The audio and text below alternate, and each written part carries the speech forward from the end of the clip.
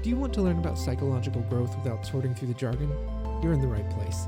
This is the Relational Psych Podcast. I'm your host, licensed therapist Tyson Connor. On this show, we learn about the processes and theories behind personal growth and experience a little bit of it ourselves. Join me twice a month for candid conversations about therapy and psychological concepts with real mental health professionals, using understandable language and simple experiments that you can try yourself. Keep in mind, this podcast does not constitute therapeutic advice, but we might help you find some.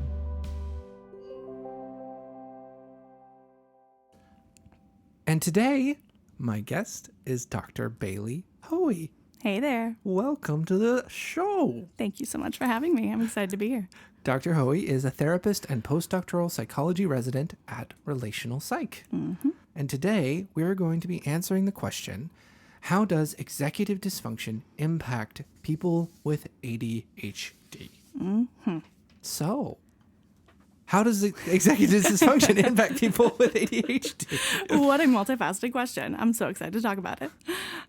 So I'm really passionate about things around executive functioning with ADHD, and I really like to come at it from a standpoint of paying attention to how shame and like self-concept can be really impacted by understanding or not understanding how executive functioning issues might affect you, particularly if you have ADHD. As we'll talk about how it can impact, it can come from all sorts of different sources, not just ADHD.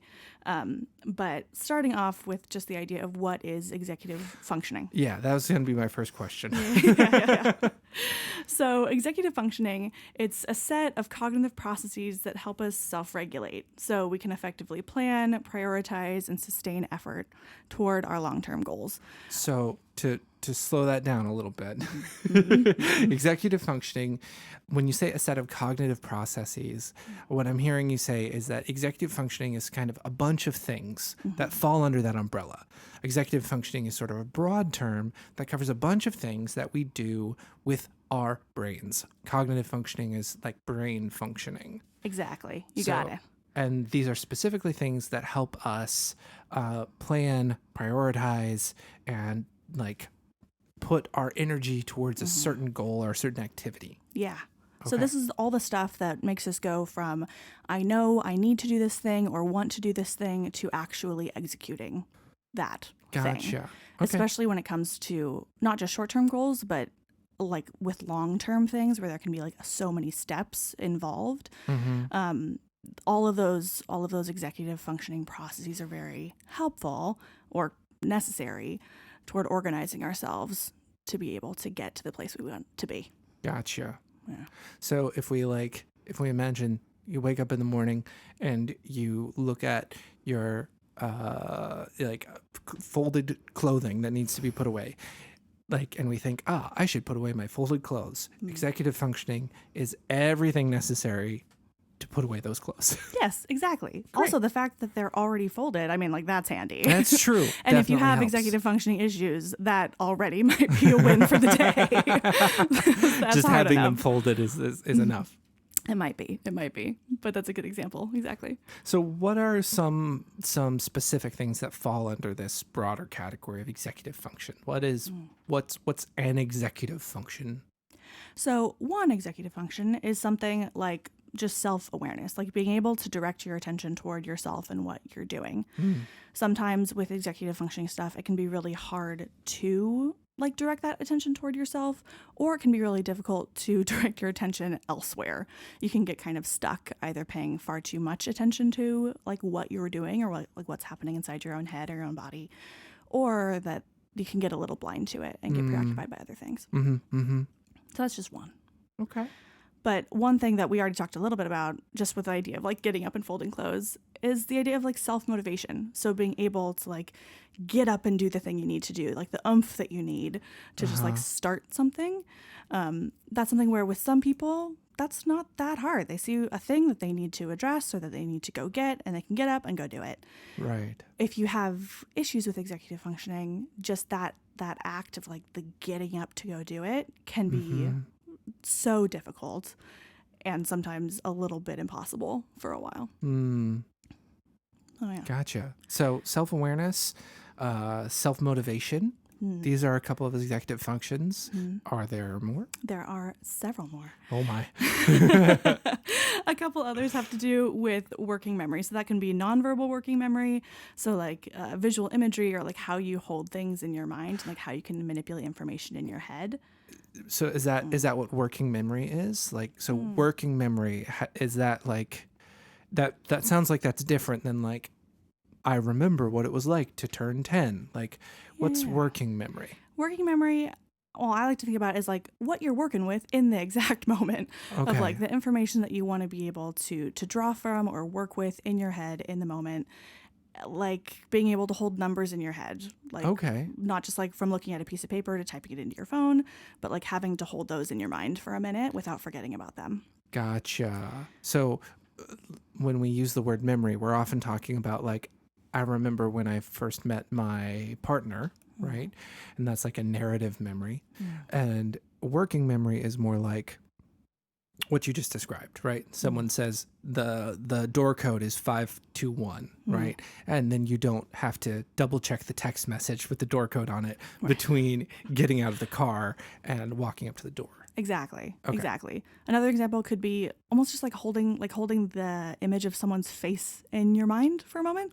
Like you meet someone new and like maybe that like their face like really sticks with you. Maybe other times it almost feels like you've forgotten what they even looked like or what someone was wearing or something just like 2 seconds later. Yeah. And so that's the idea where it might not just be information that can be numbers or it can be words or whatever, but it could be like images too. Sure. Okay. Gotcha. Other ones also include like emotional regulation. So being able to like use words, use images, use self-awareness to process and I guess manage like emotional states. That's something that's a big part of, again, like that organization and regulation of how you're feeling. Interesting. So it sounds like emotional regulation is kind of like not one specific thing, but it's kind of the result of a lot of different executive functions working together. Is that true? I think that's fair. Yeah. And that's just the ability to like have a big emotional experience without having some kind of a meltdown or feeling too overwhelmed or feeling a kind of like being like dissolving inside. Yeah, exactly. And so like if you do have more like difficulties with this part of executive functioning, those emotions might feel really intense. And sometimes that can be great to be able to feel your emotions that intensely. Sure. But also it can involve a lot of burden or effort or exhaustion or difficulty like figuring out how to like manage yourself in your day when you feel things so deeply. Gotcha. Okay. Any other executive functions that we should make note of? Or okay, two more. Okay. One is about inhibition, so being able to restrain yourself, to be able to like delay gratification. Okay. That can be something that gets difficult where like that impulsivity can come out. Yeah, that was the word that I had in my head. Like when people say they're impulsive, they might have an executive function issue around their inhibitions. Exactly. Interesting. And that can be for different reasons too. I mean, when I think of someone with ADHD, sometimes it feels like that impulsivity is coming from that lowered inhibition. Other times it might feel like, well, if they don't do it right now, then they're going to forget or it'll never get done. And so that can look impulsive. But part of it is about that self-management of just like, well, you know, if I think of it now, I just have to do it now or else it'll never happen. Right. Okay. And then the last one that I'll bring up is about planning and problem solving. So how you come up with ways of doing things, how you can kind of like work with issues in your head to, again, like tease out all those different parts, all those different steps, reorganize, map out, like see how to address a problem. All of that, if there are like issues with executive functioning, can get really messy or difficult. And maybe you zero in way too much on all the details, or it's hard to hold all those details in your mind at once. And so the process of actually planning out and sticking to steps of a plan can be hard. Gotcha. Okay, so that's a lot of executive functions. Yeah. So if you have issues with that, watch out because it's impacting your whole day. And you say ADHD is, I mean, that's in the question, right? Specifically about that. Are there other like things that can impact executive functions besides ADHD? Yes, absolutely. So other things where I guess in kind of like a more like chronic or long-term way, like with ADHD, like if you have issues with executive functioning, you can learn how to manage, but like that's like kind of how your brain works. Sure. Yeah. And so similar with that, it can be really similar for folks with autism to also experience difficulties with executive functioning like that. And then as well with learning disorders, with like physical trauma to the prefrontal cortex, that can be an issue because a lot of those executive functions are really involved in like prefrontal cortex area of the brain. So prefrontal cortex, for our listener, the prefrontal cortex is a specific area of the brain that's basically right behind your forehead. So what I'm hearing you say is like if someone has a concussion from playing football and they smash their helmet into someone in a way that you're not supposed to, and they end up getting like damage to that part of their brain, then that can cause executive function issues. Exactly. Okay. Yeah. And so then other things, kind of again in that same line, there can be concerns with like in vitro exposure to substances as well. And then more in like the possibly long-term, possibly short-term, kind of like with as much of as these like disorders or conditions are present in your life, anxiety and depression can also really impact executive functioning. Yeah. And then also with trauma. And so with maybe more of a trauma in adulthood, maybe those issues might be more temporary.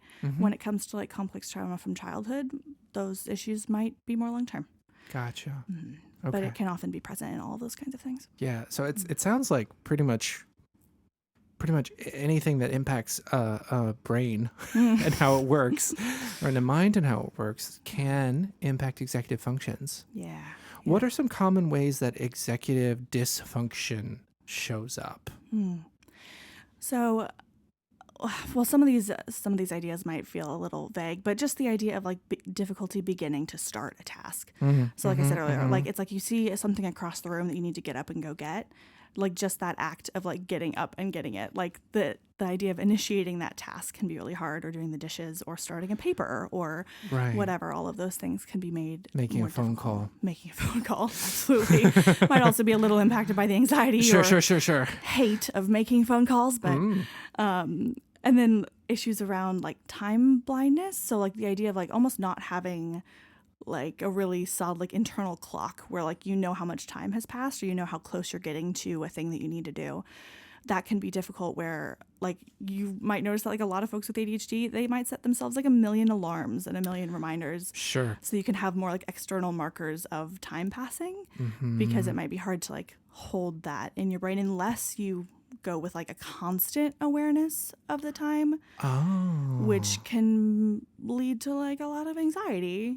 Interesting. And difficulty like doing anything else, because like your whole brain is just set on trying to remember how time is passing. So sometimes what I'm hearing you say is that sometimes somebody with ADHD, for example, might have time blindness, where they just, their internal clock doesn't tick. Yes. And so they'll either need to have a lot of external reminders that they set up to track time for them outside of them, or they develop this anxiety and this kind of hypervigilance, which our listeners should be familiar with. We talked about hypervigilance as a category, just as a brief reminder. Hyper meaning too much, vigilance mean looking out. So just a lot of energy and anxiety around keeping track of time and checking in on it, almost as a way to try to offset that lack of an internal clock. Yeah, kind of like an overcompensation. Gotcha. But it takes up so much of your time. And a lot of these things, like with executive dysfunction, like you'll notice that either you can kind of develop like external systems to help you, or you develop like a lot of hypervigilance around like the issue. Yeah. Or I guess third option, maybe you like learn not to care or something like that. Maybe, but like that seems hard. I don't know. Maybe some people go that route early on. Sure. Yeah, always an option. Yep. Oh, yeah.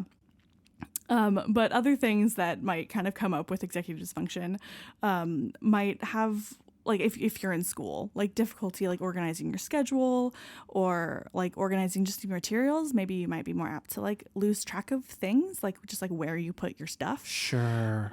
Or like what you need to do, or you Lose might your overestimate. keys, lose your phone. Right.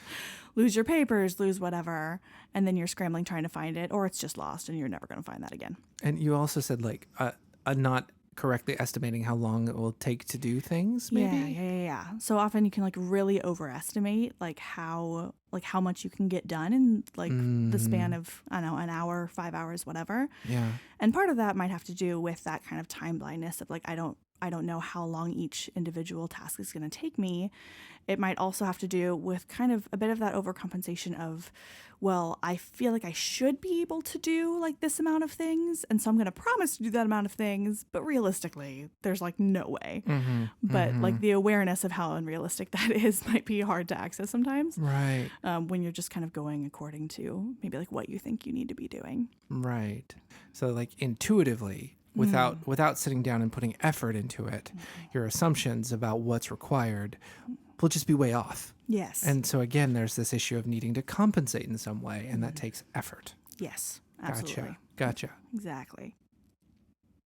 Another area that executive functioning issues might impact, or like how it might look, is trouble soothing intense emotions. So like we talked about earlier with that emotion regulation piece, if you do have these difficulties, being able to soothe yourself, like when you do experience something rather intensely, can be really difficult to do. Yeah. And not only can it be really difficult to actually manage, it can feel really embarrassing or confusing at the same time, which can add just like another layer of difficulty regulating, because it can feel like not only am I struggling to like manage this, I'm also now maybe directing some self-criticism my way, or concerned about what other people are thinking or whatever. Sure. When I'm having this big feeling, and it's really hard to kind of like be with it, or like maybe difficult for it to pass. And then another one is around, what's it called? Regulating impulses. There we go. Sorry. But being able to regulate those impulses, again, with that issue with inhibition, like that impulsivity can really come out where you have the urge to do something or another. And one, again, like since task initiation can be hard, if you do have an actual urge to do something, it can be very satisfying to actually like follow the urge to go do that thing, when often it feels like those urges that maybe you feel like other people experience, like you don't get those as much. And so it can have a lot of satisfaction of like, oh, like I feel like I have that motivation, I have that pull, that drive to actually go do this thing. And so I want to do that thing. But sometimes those things can get in the way of our other priorities, or they're not actually what we need to do. And that can be rough too. I could, Yep. And then like one more example is struggles with kind of efficiently shifting attention back and forth between different kinds of information, different kinds of tasks. Right. So this is making me think about the idea of multitasking, and like, as far as I'm aware, all the research I've seen seems to indicate that multitasking isn't actually a thing that human beings can do consciously.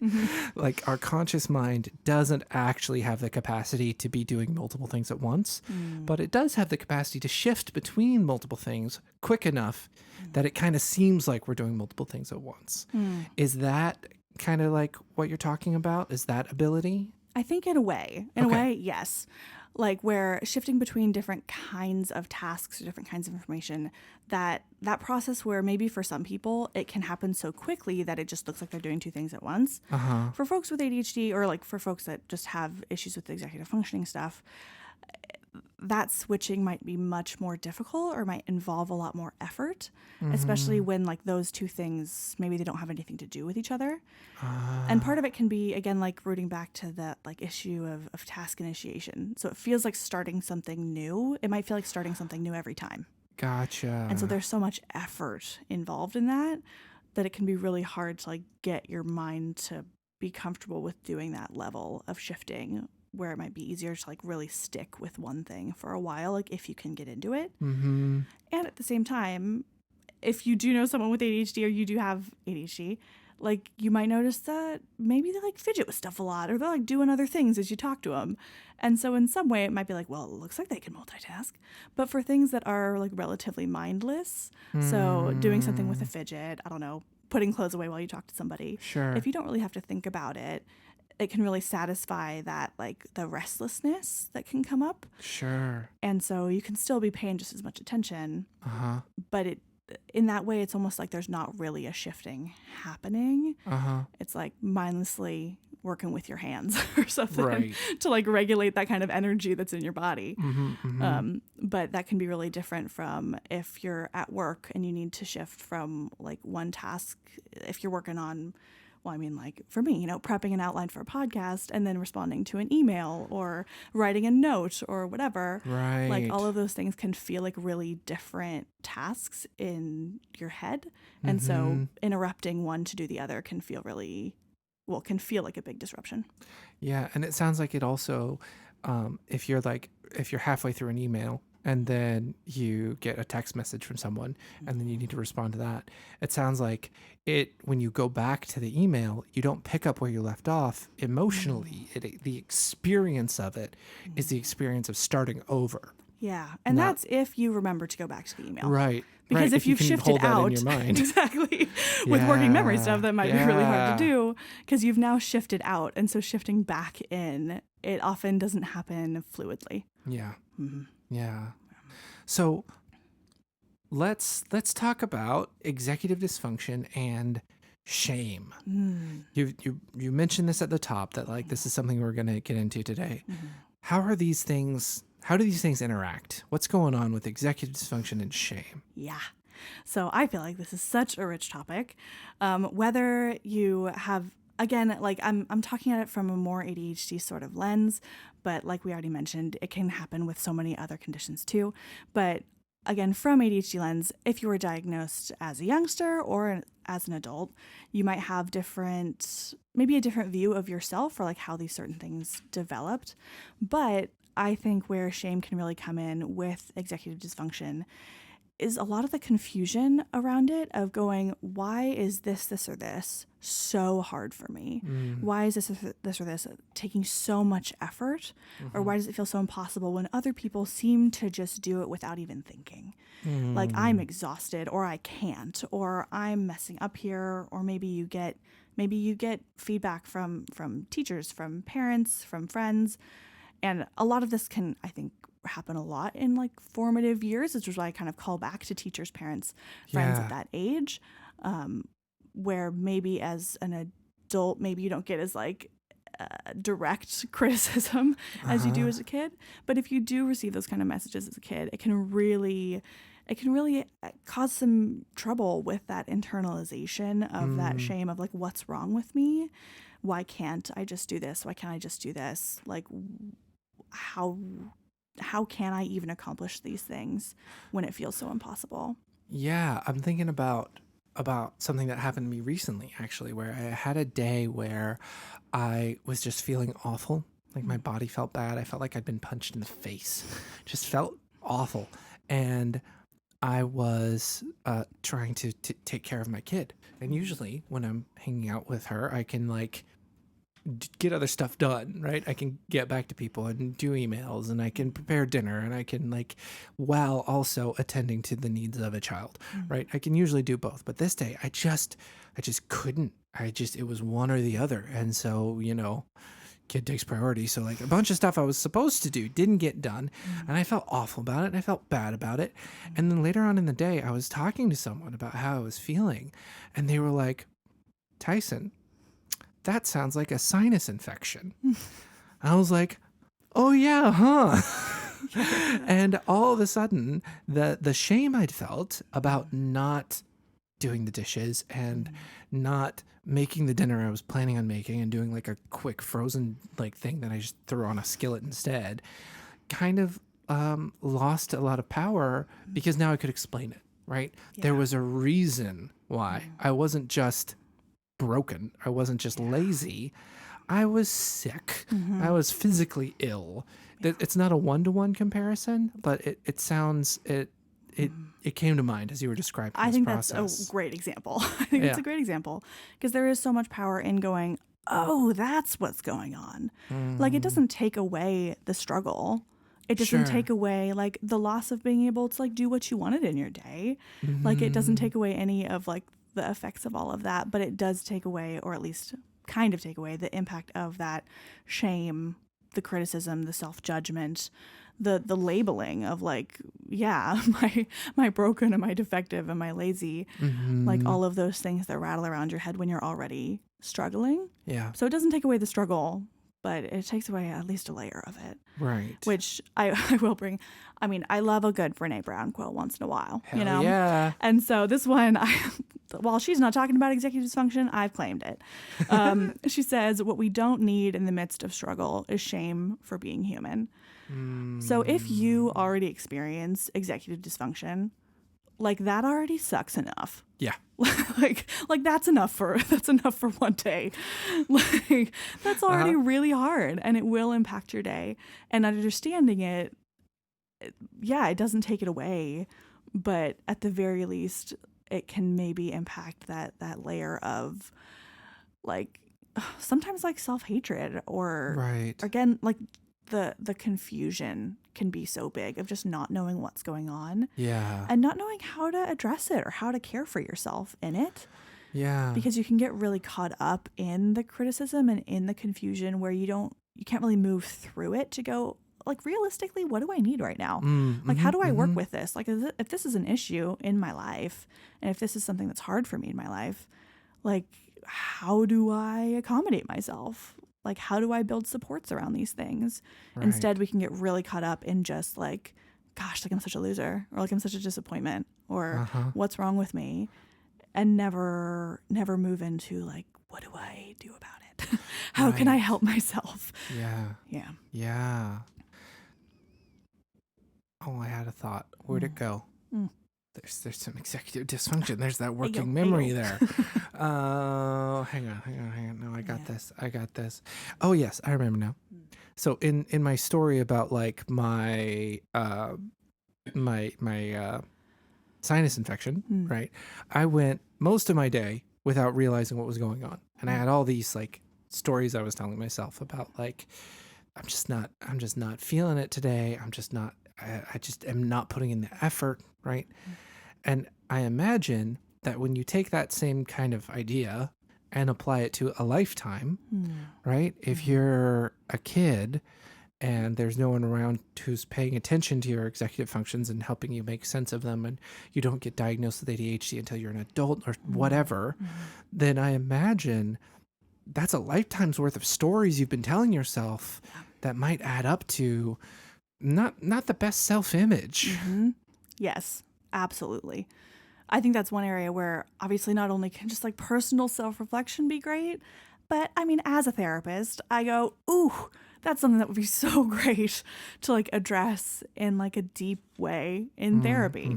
But again, you don't have to, but I think it'd be great. Yeah. But yes, like it can really, really impact like this very overarching way of understanding yourself and seeing yourself that can be so cloaked in the confusion, in the judgment, in the worry about how everyone else is perceiving you and like how you're never matching up, never caught up.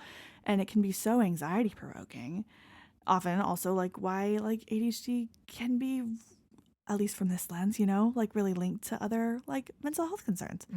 Like if you have a lifetime of that, if you're anxious as hell, that might make a lot of sense. Yeah. Or if you have a really hard time like looking at yourself with compassion or grace, like that might make a lot of sense.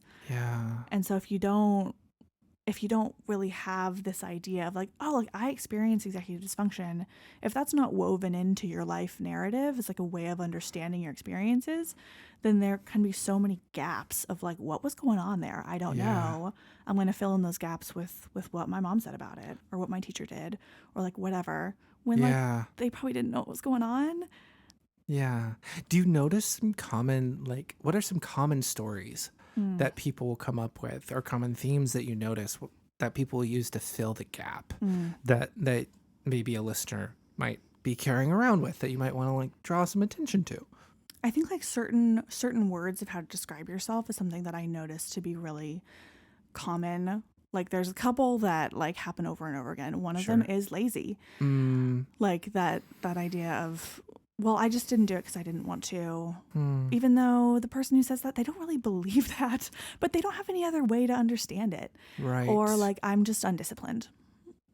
Like I just can't do that. Like I can't discipline myself that way. Like a lack of willpower or a lack of self-control. Yeah. I'm like, yeah, like I don't know, like that's just what I've always been told. And like those words can really stick and really sting and be carried around for a long time. Yeah. But other ones can also be like being selfish or being uncaring.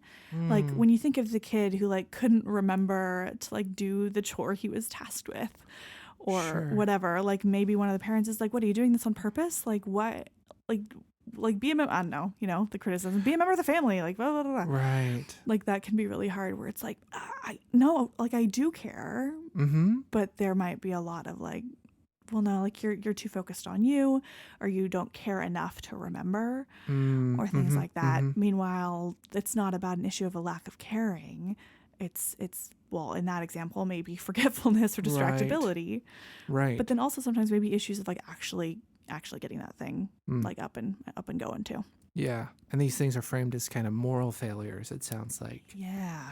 I'm thinking of people I've known who were diagnosed with ADHD as adults, and in the lead up to their diagnosis had this obsession with like developing habits. Like they were like, I just got to figure out how to form habits. I got to form healthy habits.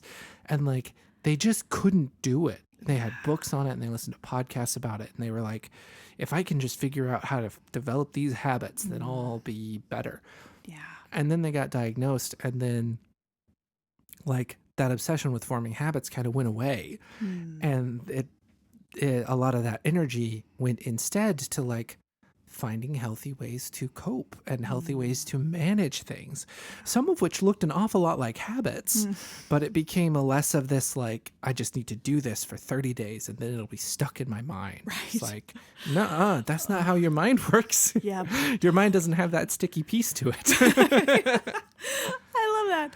Oh gosh, yes, that is so that's so true. Oh, the sticky piece. If only. That'd be like so handy. Sure. But yeah, that idea of trying to make habits, if you just do it enough, then it'll stick around forever and you'll have a way of managing that's fine. Meanwhile, what can often be so important for people with ADHD is like maybe finding rhythms and like systems of working, but also like kind of just attuning to what already might be working for you that you've maybe been fighting against. Sure. There can be a lot of things where like when you don't know what's going on and you feel like, well, like that's not how other people do things. Like I need to be able to do it the way that I see other people doing it. You might fight against things where like certain ways of being might come more naturally to you. Right. And so there can be this process of giving some permission to pay attention to like what feels more natural to me? Like what actually is easier? Or like how do I remove obstacles in my life? Where yeah, like it's true. Maybe some other people like maybe they can manage those obstacles just fine. But like maybe those need to get tossed out of the way for you. But then also the idea of like, even if I do find like certain systems of working, even if I do find like certain rhythms that come naturally for me, if you have ADHD, those things are probably going to quit on you at some point. Right. Maybe in a couple weeks, maybe in a couple months. But like, if you find a way where you're like, oh my gosh, like this is efficient, this is working for me, it's moving, like one day it's as if it breaks or something. Yeah. And it's devastating. Yep. But it's real. And so that's that part of like, again, like addressing shame doesn't get rid of like the very real struggle. Yeah. Like experiencing like the loss of like a system that was working for you is like kind of scary. Yeah. And it can be really painful and maybe disorienting of like, oh gosh, like that was working for me. And I kind of oriented my life around that. Shoot, like I got to figure out something new, or kind of like be in a place where maybe it doesn't work for me for a while. Maybe it will again later. It's stressful. Yeah. Yeah. But like the idea of these long-term habits where like once you get them built, they're stuck and like they'll be consistent with you forever. Yeah. Nope. You mentioned loss a second ago, and I was thinking about that, like thinking about these stories that that we can tell ourselves, and that people with ADHD or executive dysfunction can like internalize, and how like coming to realize the things that you're carrying around can cause a fair amount of loss, it sounds like, or experience of grief, of like, oh man, I've been trying really hard, and like I thought that what's wrong was me, but like no, I haven't been what's wrong this whole time. And man, I lost 30 years of my life trying to get myself to fit into a box that would never fit me. And I'm also hearing in what you're describing the importance of being realistic, and like being ready to like be impacted by this again, and to know that like you'll find solutions that will work well enough, long enough, and eventually you'll have to find new ones. And that change, that reaction, it's not something that you're going to find a fix for, right? I'm thinking about somebody who I know who was dealing with some issues like this, and we were talking about it. And one of the things that we talked about was like, if the plan that you're making relies on you becoming a fundamentally different person for it to work, maybe that's not the best place to put your energy. Yep. And that was like a kind of a playful thing to say, but there was some grief connected to it. Yeah. Because so many of this person's plans were actually built on the idea that, well, I'll just be better. And like, that's not what it's about. It's not about being better. It's about managing the reality of what you're working with. Yeah.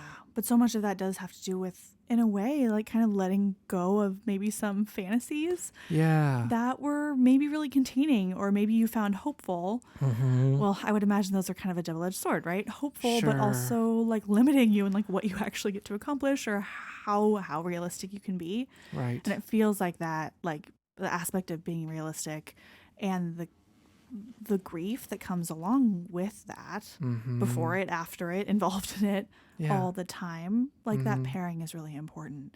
Like the grief of the big things, right? Like those big realizations of time lost, or how you could have been living, how you could have been working with yourself, whatever. But then also of the idea that like of this magical fix of like, maybe if I just did X, Y, or Z, like everything would change, or I wouldn't have this like difficulty anymore. Versus like facing the reality of like, oh, like this is part of like how my brain works.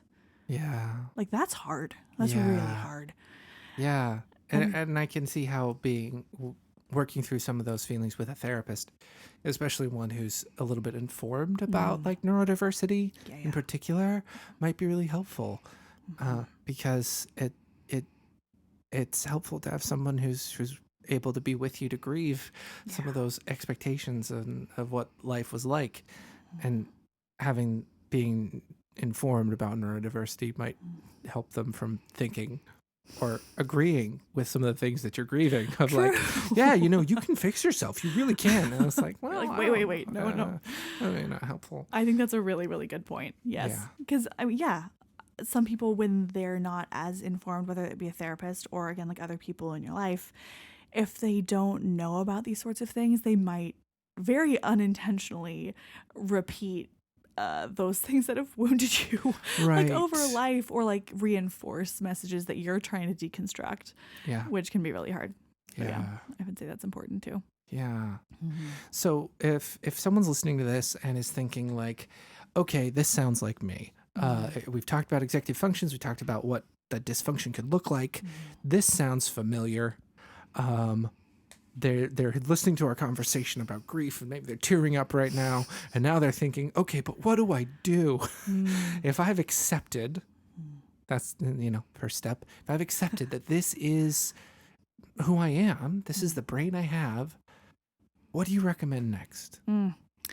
I would say, this is going to sound dumb, but alongside that recommendation to like talk to a therapist about this stuff, to get into it deeper, like we have a whole little article on our blog about like TikTok and like, how that can work with ADHD stuff. And in that blog, you'll find that I say maybe it's not the best for self-diagnosis, but I will turn around right now and say it is awesome for ideas. It is awesome for ideas of kind of like breaking out of maybe a lot of the rules that you've placed on like how you function in your day, how you envision quote unquote, normal people or whatever to function their day, the limitations that you might place on yourself where you don't let yourself like find more creative ways of working with yourself, creative accommodations, those kinds of things. Like I would say TikTok and Reddit have awesome ideas for just like breaking open the mold of how you can help yourself in your day. And so, I mean, maybe TikTok isn't the exact recommendation, but just considering how you can break the mold, how you can break those rules and be more creative in how you care for yourself. That's not just limited by the shoulds or by the shame. Yeah. Taking a step or two away from TikTok specifically, what I'm hearing you say more broadly is try to be creative about what adapting could look like. Yeah. And communities where other people have already started some of this work can be really helpful. We have talked before on this podcast about how, Dr. Google says we all have cancer and Dr. TikTok says we're all autistic, right? Yep. Like, like for diagnosis, it can be a little too general. But for community, for connection, for understanding, for relatable memes. Yes. There's lots of places on the internet, hashtags on Twitter or Tumblr or subreddits or TikTok trends like, I don't know, I'm not on TikTok, so I don't know what those are called. But Close enough. Good enough. Spaces where there are other people who have done the work of accepting, who aren't going to try to fix you, but are going to offer like, hey, here's a thing that works for me. Maybe it'll work for you too. Yeah. It sounds like that can be helpful, not just for like the practicality of having a skill or an adaptation, but also to feel a little bit less alone. Yes, absolutely. To be able to connect with those people where you go, oh my gosh, you get it. Yeah. Like other people might never have that understanding of like something feeling so impossible when you actually want to do something. Right. And then you go on TikTok, you go on Tumblr, you go on whatever, and someone is like, oh yeah, I know exactly what you're talking about. So relieving, so satisfying. Just go, oh, thank God. But also like to be able to see those ideas that people come up with and hold them with open hands. Like it's so individual and so personal. And like we already covered, if that thing does work for you for a second, it might not for long. And that can be very discouraging, but also just knowing that it can maybe help again with like that rhythm of like, alrighty, like this is going to ebb and flow. It's going to come in waves. But as I maybe gather resources and people around me, whether it's through online platforms or like, gathering around your little other like neurodivergent friends or support groups or things like that. There can be so many other ways of finding both connection and that creativity that you need to be able to cope and manage. Yeah. Awesome. Bailey, thank you for coming on to this podcast. This has been a fascinating conversation and hopefully the first of many. I feel like this could open the door to just a lot of other topics that our listeners could be interested in. Listener, if you are interested in it, feel free to let us know. Shoot us an email or something. Before we go, do you have anything you'd like to plug? I would say, I did already plug it earlier because I'm loving it. Check out our blog. We have articles on a whole host of different topics, but we are also kind of rolling out more ADHD focused ones as well. Great. I believe we already have one published that I mentioned about ADHD and TikTok. Yeah. And so, check it out. Yeah. And this episode will likely come out in like May. So there'll probably be more. Probably be more. Yeah. Maybe like 3 or 4 more. Awesome. And are you writing all of those or are other people? You know what? I don't know. I've written several of them. Wow. I don't know. Cool. Actually, we already have some on ADHD that have been published by others. Yeah. Yeah. Cool. Yeah. Do you have any experiment or further learning that you'd recommend for our listeners if they want to have some experience of what we've talked about or just curious and want to learn more? Yeah.